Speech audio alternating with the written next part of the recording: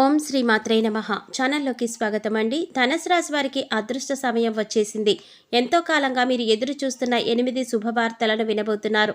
April 12వ తేదీ పౌర్ణమి తర్వాత ఈ శుభవార్తలు మీ జీవితంలో ఆనందాన్ని తీసుకువస్తాయి. మరి ఏప్రిల్ 12వ తేదీ పౌర్ణమి తర్వాత ధనుసు రాశి వారు వినబోతున్న ఆ శుభవార్తలు ఏంటి? ఈ శుభవార్తలు వినడానికి ముందు మీరు ఎటువంటి ప్రవర్తన కలిగి ఉండాలి, ఎవరితో మీరు జాగ్రత్తగా ఉండాలి, అలాగే ఏ దేవతారాధన చేయాలి అనే అంశాలతో పాటుగా ధనుసు రాశి వారి గురించి కొన్ని ఆసక్తికరమైన విషయాలను ఈ వీడియోలో మనం వివరంగా తెలుసుకుందాం. కానీ అంతకంటే ముందుగా మీరు కనుక మన ఛానల్ ఇప్పటి వరకు సబ్స్క్రైబ్ చేసుకోకపోతే సబ్స్క్రైబ్ చేసుకొని పక్కనే వచ్చిన బెల్ ఐకాన్ నొక్కి ఆల్ సెలెక్ట్ చేసుకుంటే మేము ఇలాంటి వీడియోస్ అప్లోడ్ చేయగానే ముందుగా మీకు నోటిఫికేషన్ వస్తుంది. అలాగే వీడియో నచ్చితే లైక్ చేసి మీ ఫ్రెండ్స్ అండ్ ఫ్యామిలీ మెంబర్స్లో ధనుసు రాశి వారు ఎవరైనా ఉంటే వారితో మర్చిపోకుండా ఈ వీడియోని షేర్ చేసుకోండి. అలాగే వీడియోని ఎక్కడా కూడా స్కిప్ చేయకుండా చివరి వరకు చూస్తేనే మేమేం చెప్తున్నామో మీకు పూర్తిగా అర్థమవుతుంది. ఇక వివరాలకు వెళ్ళిపోతే మిగిలిన రాశులన్నిటికంటే కూడా ధనుసు రాశి వారిని చాలా ప్రత్యేకమైన వారుగా జ్యోతిష శాస్త్రంలో చెప్పబడి ఉంది. మరి ధనుసు రాశి వారు ఎందుకంత ప్రత్యేకం అంటే వీరికి ఉన్నటువంటి సహాయం చేసే గుణం, కార్యదీక్షత, కార్యదక్షత, సమయ పాలన వంటి అనేక అంశాలను కలిగి ఉండడం వల్ల ధనుసు రాశి వారు అందరికంటే ప్రత్యేకమైన వారుగా చెప్పవచ్చు. అయితే ధనుసు రాశి వారు ఈ సమయంలో మీరు జాగ్రత్తగా ఉండాలి. ఈ సమయంలో మీరు చేయవలసిన పని ఏంటంటే ముఖ్యంగా మీరు ఎటువంటి పరిస్థితుల్లోనైనా మౌనంగా ఉండడానికి ప్రయత్నించండి. ఇలా కనుక మీరు కొద్దిగా ఓర్పు పట్టి మౌనంగా ఉన్నట్లయితే ఇప్పటిదాకా మీరు ఎవరూ వినని 10 శుభవార్తలను అయితే మీరు వినబోతున్నారని చెప్పుకోవాలి. అయితే మీ ముందు నవ్వుతూ మాట్లాడే కొందరు వ్యక్తులు వెనక నుండి మీ నాశనాన్ని కోరుకుంటున్నారు. వారెవరు అనే విషయం ఈ వీడియోలో చివరి వరకు చూస్తే మీకు అర్థమవుతుంది. ముఖ్యంగా 3 వ్యక్తులు మీ జీవితంలో మీరు పైకి ఎదగకూడదని మీ నాశనాన్ని కోరుకుంటూ ఉన్నారు. ఆ 3 వ్యక్తుల్లో 2 స్త్రీలు, 1 పురుషుడు మీ శత్రువులతో చేరి మీ శత్రువులకి అనుకూలంగా ప్రవర్తిస్తూ మీ నాశనాన్ని కోరుకుంటున్నారు. ఈ సమయంలో మీరు అనుకున్న పనులు అనుకున్నట్లుగా జరగాలి, ధనలాభం కలగాలి, అందరికంటే ముందు ఉండాలి అనుకున్నట్లయితే కనుక మీరేం చేయబోతున్నారు అనే విషయాలను ఇతరులకు అస్సలు చెప్పకండి. మౌనం వహించండి. ఎందుకంటే మీరు జీవితంలో ఎదగడం ఇష్టం లేని వారు ఖచ్చితంగా మీ మాటలు వింటే మీ నాశనాన్ని కోరుకుంటారు. అంతేకాదు ఈ సమయంలో మీరు కొన్ని జాగ్రత్తలు పాటించినట్లయితే ఖచ్చితంగా మీరు శుభవార్తలు వింటారు. కుటుంబంలో సంతోషంగా ఉంటారు. ఏ ఒక్క దేవుడిని ప్రార్థిస్తే 2 దేవుళ్ళ అనుగ్రహం కలుగుతుందో మీకు తెలుసా? అదేనండి, రాముడిని ప్రార్థిస్తే హనుమంతుల వారి అనుగ్రహం కూడా మీకు కలుగుతుంది. ఇక వీరిద్దరి అనుగ్రహం ఉంటే ఈ రాశి వారు జీవితం 3 పువ్వులు 6 కాయలుగా మారిపోతుంది. మరి ఆంజనేయ స్వామి వారికి ఇష్టమైన మంగళవారం రోజున మాంసాహారం తినకుండా రాముల వారిని అలాగే హనుమంతుల వారిని ప్రార్థించినట్లయితే మీ మనసులో ఉన్న కోరిక త్వరగా నెరవేరుతుంది.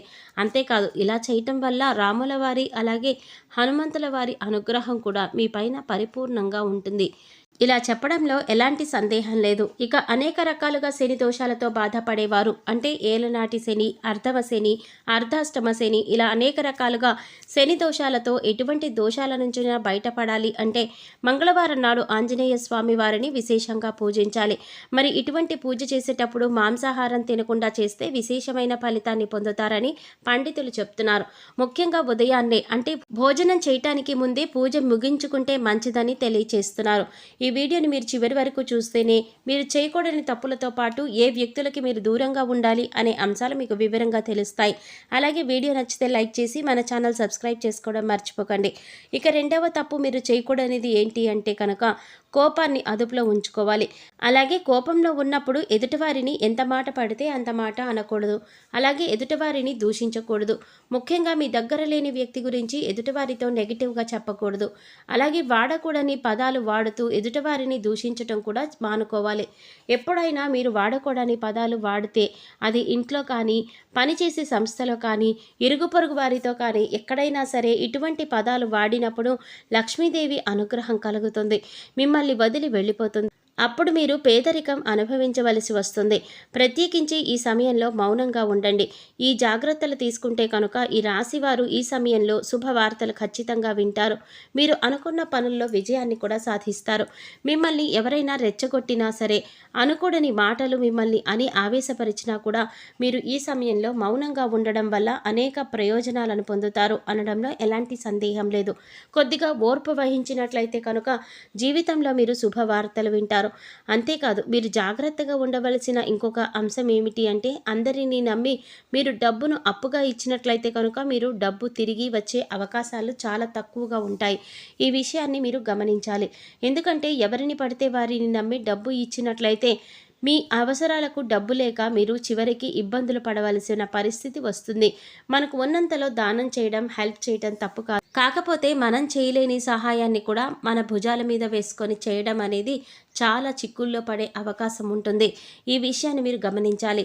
అలాగే ఆర్ అనే అక్షరంతో పేరు మొదలయ్యేవారు ఎవరైతే ఉన్నారో అటువంటి వ్యక్తుల వల్ల మీ జీవితంలో కష్టాలు అధికంగా వస్తాయి.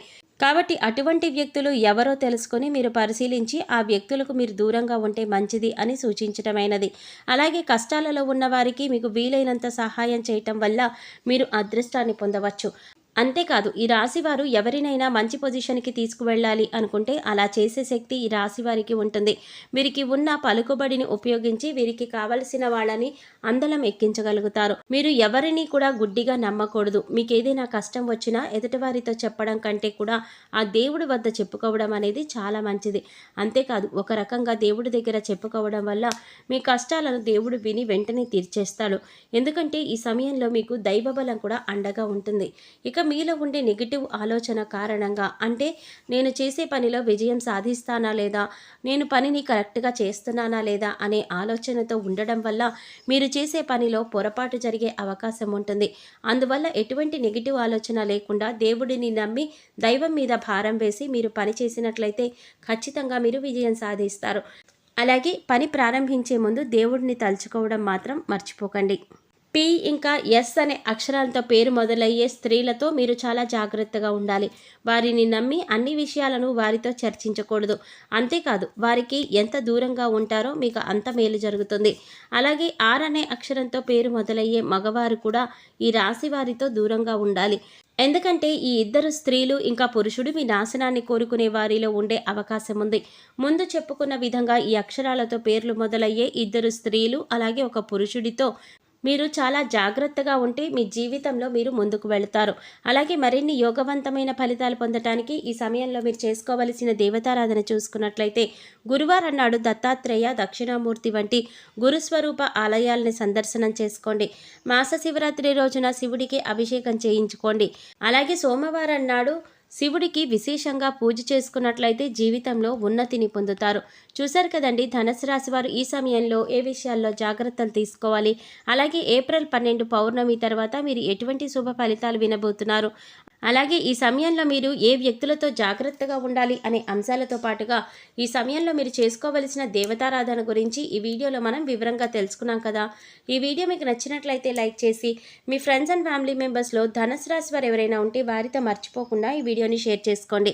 అలాగే ఇప్పటి వరకు మన ఛానల్ కనుక సబ్స్క్రైబ్ చేసుకోకపోతే సబ్స్క్రైబ్ చేసుకొని పక్కనే వచ్చిన బెల్ ఐకాన్ నొక్కి ఆల్ సెలెక్ట్ చేసుకుంటే మేము ఇలాంటి వీడియోస్ అప్లోడ్ చేయగానే ముందుగా మీకు నోటిఫికేషన్ వస్తుంది. మరో చక్కటి వీడియోతో మళ్ళీ కలుద్దామండి. ఓం శ్రీ మాత్రే నమః.